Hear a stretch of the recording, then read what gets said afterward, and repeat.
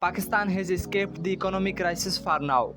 The reason is this person, Mohammed bin Salman. Saudi Arabia's Crown Prince Mohammed bin Salman has promised to invest 25 billion US dollar in Pakistan. In July, Saudi Arabia deposited 2 billion US dollar in the Central Bank of Pakistan, due to which Pakistan's forex reserves have increased. The country, which didn't even have money to pay their import bills, got a lifeline. General Munir of Pakistan has promised Pakistan's business community that in the same way he will bring 25 to 30 billion US dollar from Qatar to Kuwait. Why did Mohammed bin Salman help Pakistan? Will his action bring Pakistan's economy back on track?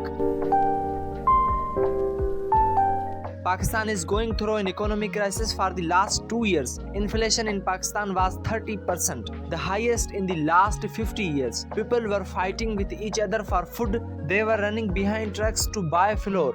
There was a time when Pakistan had money only for the next 30 days of imports, except for Afghanistan. Pakistan had become the worst economy in the entire subcontinent. The Human Development Index studies 3 factors of a country: health, knowledge, and standard of living, where Pakistan's ranking is 161 out of 191 countries, which means Pakistan has become one of the lowest 35th country in the Human Development Index. At such a time, all the friends of Pakistan refused to help Pakistan. This included IMF, UAE, and even China. Pakistan has taken assistance from the IMF 23 times in the last 75 years. Pakistan's economy is an interesting economy because it has become an aid-based economy. Let's look at the numbers. That is 32% of their total budget comes from outside in the form of loans or help. But why would anyone help another country for free? Any sane country charges interest on these loans. Every year Pakistan spends 28.5% of its budget in repayment of these loans. Do you understand Pakistan's problem? Every year Pakistan earns 32% of its total income in the form of loans. That is, we are left with only very little money for the very reasons for which the loan is being taken: for flood relief, for building roads, or for studies. Pakistan is stuck in a vicious cycle. Without breaking this cycle, no amount of money can solve Pakistan's problems. And the whole world knows this, except this person, MBS, Mohammed bin Salman. Mohammed bin Salman came to Pakistan in 2019 and he signed MOUs worth 21 billion US dollar, out of which a petrochemical complex was going to be built with 12 billion dollars. Where? In Gwadar in Balochistan. Imran Khan used to be the Prime Minister then, and Shah Mahmood Qureshi was the Foreign Affairs Minister. But due to a mistake, this deal failed.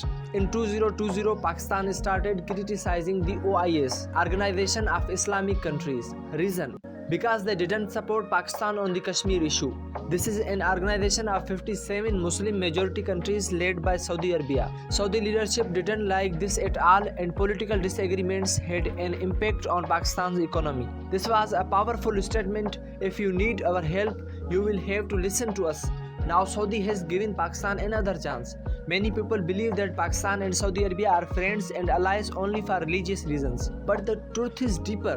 The relationship between Saudi Arabia and Pakistan is not limited to religious ideologies alone. Pakistan is an indispensable defense partner of the Gulf countries, and Pakistan helps them achieve an important objective, and that is to stop a friendship between China and Iran. China is building CPEC, that is China-Pakistan Economic Corridor, in which different development projects will be developed in Pakistan, but this is a small part of China's larger master plan, the Belt and the Road Initiative. China also wants to include Iran in the Belt and Road Initiative. China has signed a 400 billion US dollar deal with Iran, named China and Iran Chabahar Deal.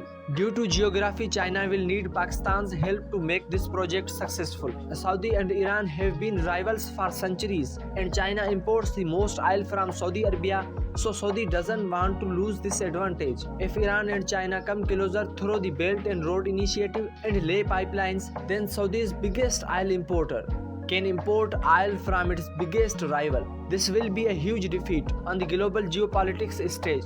This Pakistani expat community is quite big. In total, 25 lakh Pakistanis are in Saudi, who send about 691 million US dollar to Pakistan every year as remittances. It is in Saudi's interest to maintain stability in the home country of this large talent pool. Mohammed bin Salman's help is a lifeline, but will it end Pakistan's crisis? No way. Let's understand some core issues of the Pakistani economy. The biggest issue is current account deficit. What does it mean? When a country's imports are more than its exports, a net outflow is generated. Out of the total budget of Pakistan, 5,54,000 crore rupees are external receipts. That is foreign exchange money. Basically, US dollars keep going out of the country. This is a matter of great tension for a country going through an economic crisis. Surprisingly, during the 5 months from March to July, Pakistan ran the trade account surplus. That is, Pakistan's exports were more than imports. But why did this happen? Because the government had put restrictions on imports. It was made impossible for people to import things from outside, due to which imports fell by 27% in comparison to last year. But this is a temporary measure, so that dollars do not go out of Pakistan. The money given by Mohammed bin Salman is not enough. Pakistan will ultimately have to take a bailout from the IMF. And when Pakistan takes a bailout from the IMF will put forward its conditions, one of which will definitely be the removal of import restrictions. The solution to reduce the current account deficit is to make world-class products and sell them to the world. The second challenge is the falling value of the rupee, the Pakistani rupee. The situation is such that Pakistan will have to pay 308 rupee to buy $1 American. The Pakistani rupee has fallen by 6% against the dollar in the last week alone. Look at this paragraph. To buy $1 in 2018, Pakistan would have to give it is 110 rupees. By 2019, this figure had gone up to 140. This figure crossed 200 for the first time in the month of May last year, and now it has crossed 300 also. And this is a matter of concern for Pakistan because the loans taken by them are in dollars only. Their installments have to be repaid in US dollars only.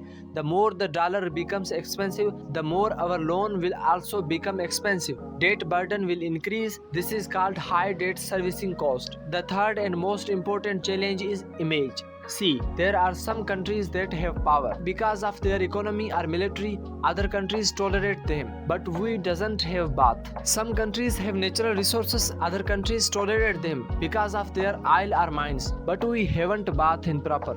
Some countries earn respect in the world because of democracy or good relationship, and we are not at this level. All these issues are core issues of our Pakistan, without working on which all solutions are just band-aid solutions. Sources say that General Munir has promised the Pakistani business community that Pakistan will not take help from the IMF because the bailout package of the IMF come with a lot of restrictions, and it is not in the hands of Pakistan how to use them. If this statement is true, then it is quite dangerous because we know that our Pakistan received $9 billion as relief for the floods that occur in Pakistan in 2022. But on ground, this money didn't reach the victims. Saving equals income minus expenses. The formula is quite simple, but even big economists are not able to understand this formula. Even today, Pakistan is increasing its military spending every year. Some 1.5 lakh crore is spent on the military. 40% of Pakistan's money is spent only on military expenses and in repaying the loans. There is no money left for education, infrastructure, or employment.